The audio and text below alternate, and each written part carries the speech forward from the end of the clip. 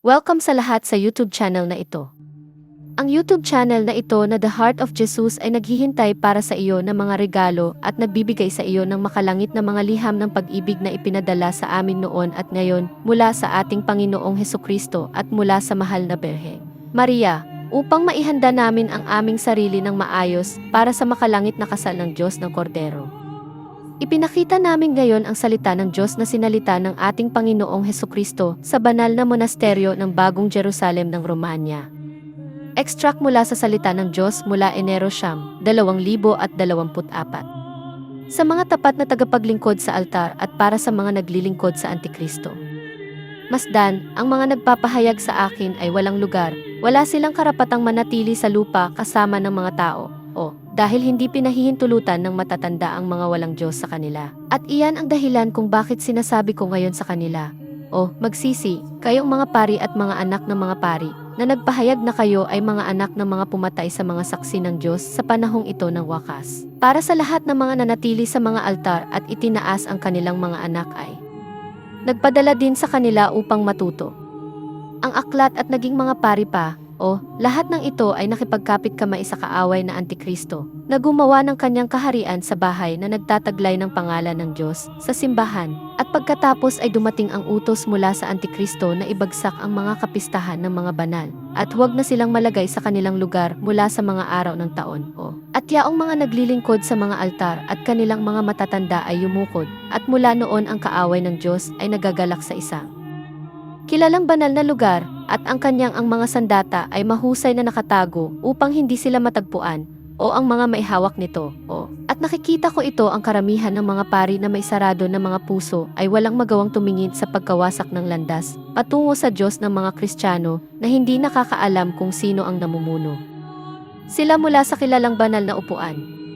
Kayo na may mga mata at nakikita sa kanila, at may mga puso at isipan upang maunawaan kasama nila ang gawain ng Antikristo na naghahari sa mundo at sa simbahan. Huwag mag-alala, mga anak. Ito ay isinulat upang matupad sa ganitong paraan, dahil ang kawalan ng pananampalataya ng mga nakaupo sa mga upuan na may mga banal na pangalan, dakila ang gawaing ito ng kawalan ng pananampalataya, na aking binanggit 2,000 taon na ang nakararaan ng aking sabihin. Kapag dumating ang anak ng tao, makakatagpo siya ng pananampalataya sa lupa. Masdan, hindi na ako nakatagpo ng pananampalataya, nakalock ang pinto para sa aking pagdating upang iligtas ang mga sumasalungat sa aking pagdating. Hindi ako makakapunta. Kung paanong nasusulat na ang Antikristo at ang kanyang mga lingkod na sumasalungat sa Diyos ay darating. Gayon din ang nakasulat sa banal na kasulatan at ang aking pagdating para sa mga umaasang akin silang aalisin mula sa ilalim ng slab at bibigyan sila ng gantimpala ng banal na pagtitiis. Nasusulat na ang Antikristo ay darating at kung siya ay dumating, ako ay darating din. At kayong mga pari, nalulungkot at walang imik dahil sa pag-alagala sa simbahan ngayon, iligtas ninyo ang inyong mga sarili, humanap ng daan ng kaligtasan. Hilingin sa akin na magpadala sa iyo ng mga hukbo ng mga anghel na tagapagligtas upang iligtas ka mula kay Satanas, na nakikipaglaban kay Kristo, hindi laban sa iyo. Gawin ang anumang bagay sa lupa, ngunit huwag manatili sa ilalim ng gawa ng kasinungalingan na may mukha ng katotohanan, sapagkat ang kasinungalingan ay magpaparusa ng marami sa mga darating na araw sa mga nagtago sa ilalim ng banal na kasuotan, kundi pati na rin sa mga nasa ilalim ng gawain ng Antikristo na may mukha ng santo. Ang langit ay bumukas at tumayong bukas at ang Panginoon ay dumating kasama ang isang tren mula sa langit. At ang digmaan laban kay Kristo ay malaki. Ngunit ang malaking digmaang ito ay bumangon laban sa Antikristo. Dahil ang kordero ng Diyos ay darating na may tagumpay ng Ama at may salita sa kanyang tinig na may kapangyarihan at sa gayon ay sinasabi sa kanyang mga kaaway. Yumuko at isuko ang iyong mga sandata at pumunta kung saan ang iyong lugar ay inihanda para sa iyo na tugatog at puno, sapagkat ako ay Diyos at ikaw ay aking mga kaaway at mayroon kang kapalaran ng mga kaaway. Pakinggan. Ang lahat ng mga tao na may orthodox na pananampalatayang Kristiyano na namamahala sa kanilang mga kaluluwa, tumayo para sa dakilang pagbabantay laban sa Antikristo na inihayag ng Diyos sa pamamagitan ng kanyang salita sa lupa. Ang lahat ng mga bansang Ortodokso na nanatiling hindi nasisira ng pananampalataya ng mga ninuno, at lalo na ng mga mamamayang Ruso, ay bantayan ng lahat at ng lahat ang pananampalataya ng mga ninuno. Na dito ay sinisira pa rin ng mga tao ng Antikristo ang mga kapistahan ng mga banal saan man nila magagawa, saan man sila naiwan sa kanilang lugar sa kalendaryo.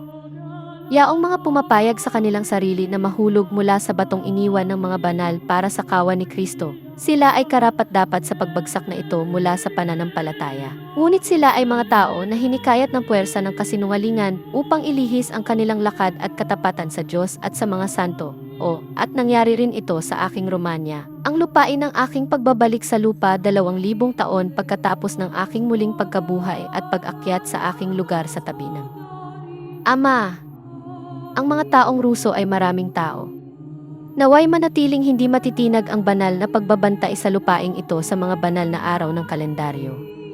Ang mga banal ay nagtanong sa langit, hanggang kailan, Panginoon, masdan, sa huling 100 taon sa lupa? Ang tanong na ito ng mga nasa langit ay mas masakit. Dahil lahat ng mga Kristiyano na tumahak sa maling landas dahil sa Antikristo na nagbago ng panahon ng langit sa lupa, ang lahat ay nakaupo pa rin at ginagawa ang kanilang gawain sa mga banal na araw para sa mga banal sa langit na masdan. Hindi na ipinagdiriwang ng mga Kristiyano tulad ng sa langit. Ang digmaan laban sa banal na pananampalataya at mga Kristiyanong nakalulugod sa Diyos ay natapos na. Narito, ako'y pumarito, ang Panginoon ay dumarating, siya ay dumarating kasama ng 10,000 mga banal, at walang sinuman ang naghihinala o nakakaalam ng kanyang sandata. Kayong mga Kristiyano ayon sa sinaunang tradisyon, tumayo para sa panalangin ng may pag-aayuno at banal na pagbabantay. Dahil pinapatulog na ngayon ng Panginoon si Satanas at ipinadala siya sa lugar kung saan siya naghihirap sa loob ng hindi bababa sa huling 2,000 taon. Palibhas ay hinaharangan niya ang daan patungo sa mga umiibig kay Kristo upang siya ibigyan ng puwang at kalabanin ang Panginoon. Lahat tayo sa langit ay kasama ng Panginoon sa pakikipaglaban para sa pananampalataya. Samahan mo rin kami. Kayong lahat na Kristiyano sa lupa, sumama sa amin sa pakikipaglaban para sa Panginoon upang talunin si Satanas, dahil ang tagumpay ay darating, dahil ang Panginoon ay darating. Minamahal na mga kapatid sa pananampalataya kasama ng iyong mga kapatid sa langit. Amen. Ito ang pagtatapos ng programa ngayong araw. Pagpalain ka nawa ng Diyos at panatilihin kang malapit sa kanyang sagradong puso. Amen.